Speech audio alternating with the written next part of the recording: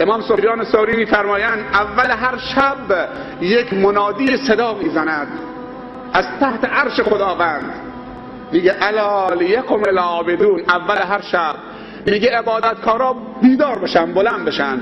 عبادتکارا بلند میشن، به نماز میپردازن.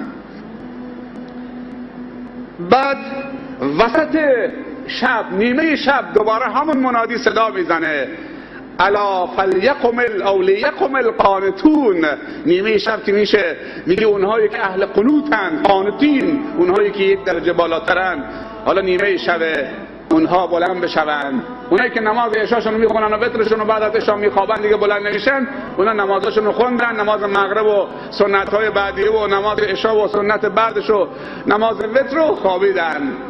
قسمت نیمه شب میگه الا لیقم القانتون، اونها بلند شدن. اینا یه مقدار نماز میخونن تا نزدیکای سحر خواب بر اونها غلبه میکنه، میخوابن. دوباره میگه همون منادی از زیر عرش خدا صدا میزنه الا لیقم المستغفرون.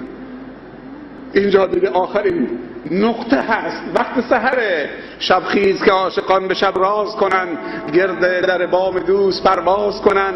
هر جا که دری بود به شب در بندن، الا در دوست را که شب باز کنن. میگه بلند میشن مستغفرون، همینجور سر به سجده طلب مغفرت میکنن، اونقدر به خدا نزدیک میشن، با توبه و گریه میکنن. پیامبر صلی الله علیه و سلم میفرمایند خداوند سه تا صدا رو دوست داره، سه تا صدا رو دوست داره، اونم در وقت سحر. یکی صدای اذان گفتن خروس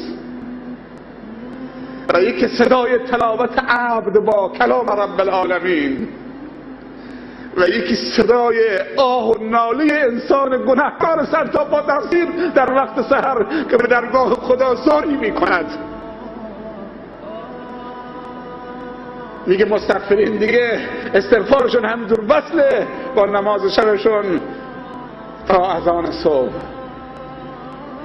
این سه نفر. بعد میگه که فاذا طلع الفجر نادا منادن، میگه وقتی آفتاب طلوع کرد یا فجر طلوع کرد، نادا منادن، منادی صدا میزند الا لیقم الغافلون. چهارمین گروه میگه وقتی فجر طلوع کرد دیگه وقتی نمونده، میگه منادی از زیر عرش خدا صدا میزنه الا لیقم الغافلون. حالا غافلین بلند بشن. خودش میگه که طوری بلند میشن از بسترشون مثل که مرده ها دست باچه از قبراشون بلند میشن. غافلون الا لیقم الغافلون. بعد میگه که فیقومون من فروشهم کالموتی نشروا من قبورهم.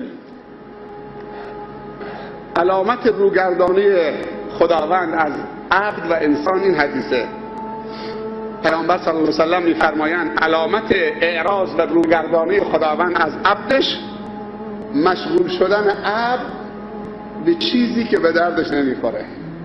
خودتون رو محک بزنید، اگر دیدی به چیزی مشغول شدی که مفید نیست، به درد نمیخوره، بدونید که خدا از شما برگشته.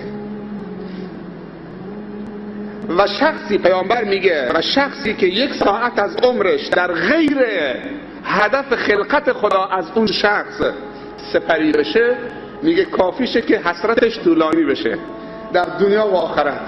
میگه اگر یک ساعت عمر در غیر مفید و غیر ما خلق الله اون هدف خلقت سپری بشه، پیامبر میگه، من نمیگم، میگه حسرت اون شخص در دنیا و آخرت خیلی طولانی خواهد شد. و بعد میگه کسی که سنش و من جاوز الاربعین ولم یغلب خیره شره فلیتجهز الی النار.